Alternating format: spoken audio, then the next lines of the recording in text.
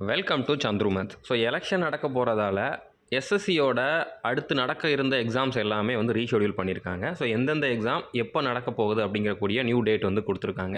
So இது வந்து நம்மளுக்கு ஒரு பாசிட்டிவான ஒரு நியூஸ் தான். கண்டிப்பாக ஆல்ரெடி இதுக்காக ப்ரிப்பேர் பண்ணிகிட்டு இருக்கவங்களுக்கு இன்னும் எக்ஸ்ட்ரா டைம் கிடச்சிருக்கு. பர்டிகுலராக செலெக்ஷன் போஸ்ட் எல்லாமே வந்து நோட்டிஃபிகேஷன் வந்ததுக்கப்புறம் தான் நீங்கள் ப்ரிப்பேர் பண்ண ஆரம்பிச்சிருப்பீங்க. ஸோ அப்போ உங்களுக்கு இன்னும் எக்ஸ்ட்ரா ஒரு மாதத்துக்கு மேலே கிடைக்குது அப்படிங்கிறப்போ இதை நீங்கள் வந்து யூஸ் பண்ணிக்கோங்க. இது உங்களுக்காக கிடைச்ச ஆப்பர்ச்சுனிட்டியாக பாருங்கள்.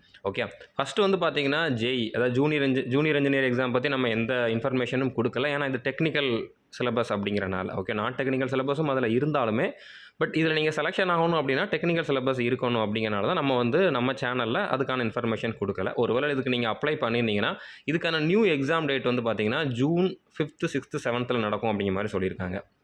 அடுத்ததாக செலெக்ஷன் போஸ்ட் ஃபேஸ் 12க்கு வந்து நம்ம ஸ்டூடெண்ட்ஸ் நிறைய பேர் கண்டிப்பாக அப்ளை பண்ணியிருப்பீங்க. இதுக்கு வந்து மே 6th எக்ஸாம் கண்டக்ட் பண்ண போகிறதா ஆல்ரெடி சொல்லியிருந்தாங்க. ஆனால் இப்போ ஜூன் 24th 25th 26th தான் கண்டக்ட் பண்ண போகிறாங்க. ஸோ எக்ஸ்ட்ரா உங்களுக்கு ஒரு 40 நாளுக்கு மேலே கிடச்சிருக்கு. ஸோ இது வந்து ஒரு மிகப்பெரிய ஆப்பர்ச்சுனிட்டி. அதுவும் நீங்கள் இப்போ எக்ஸ்பீரியன்ஸ் போஸ்ட்டுக்கு அப்ளை பண்ணியிருக்கீங்க. இப்போ தான் நீங்கள் அப்ளை பண்ணுறப்ப தான் உங்களுக்கு இந்த மாதிரி எக்ஸாம் பற்றியே தெரியும் அப்படின்னா கண்டிப்பாக உங்களுக்கு இந்த டைம் வந்து ரொம்பவே யூஸ்ஃபுல்லாக இருக்கும். இதுக்கு நான் ஆல்ரெடி ஸ்ட்ராட்டஜி வீடியோ கொடுத்துருந்தேன். ஸோ அதில் வந்து நான் ஒரு 60 நாளுக்குள்ளே என்ன பண்ணணும்னு தான் சொல்லியிருப்பேன். இன்னும் உங்களுக்கு ஒரு 40 நாள் கிடச்சிருக்கு. அப்படினால நீங்கள் இன்னும் தெளிவாக இன்னும் உங்களுக்கு நம்ம கோர்ஸில் இருக்கக்கூடிய வீடியோஸ் எக்ஸ்ட்ரா பார்க்குறதுக்கு டைம் இருக்குது. அதை நீங்கள் யூஸ் பண்ணிக்கோங்க.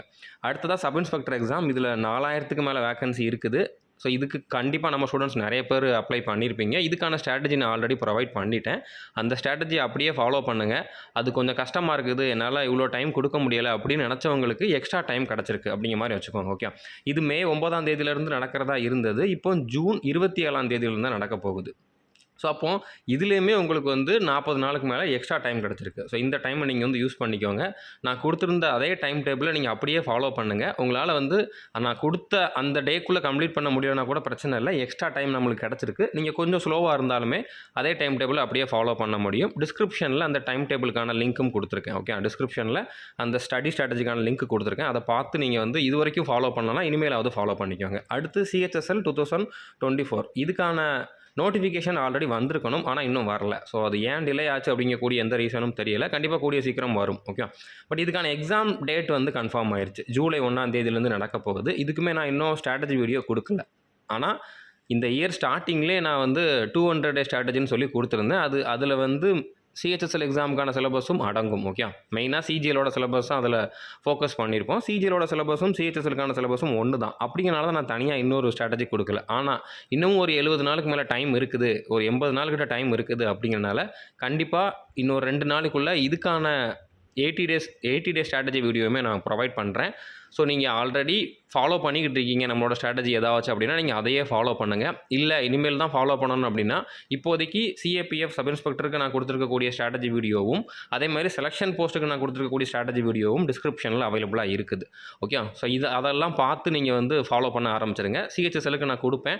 அதே மாதிரி MTS எக்ஸாமுக்கான நோட்டிஃபிகேஷன் மற்றதெல்லாம் வந்து டிலே ஆகுமா அப்படிங்கிறது வந்து இப்போதைக்கு சொல்ல முடியாது. ஓகே, எக்ஸாம் கண்டக்ட் பண்ணுறதுக்கு தான் அவங்களுக்கு வந்து ஃபெசிலிட்டிஸ் தேவை, மேன் பவர் தேவை.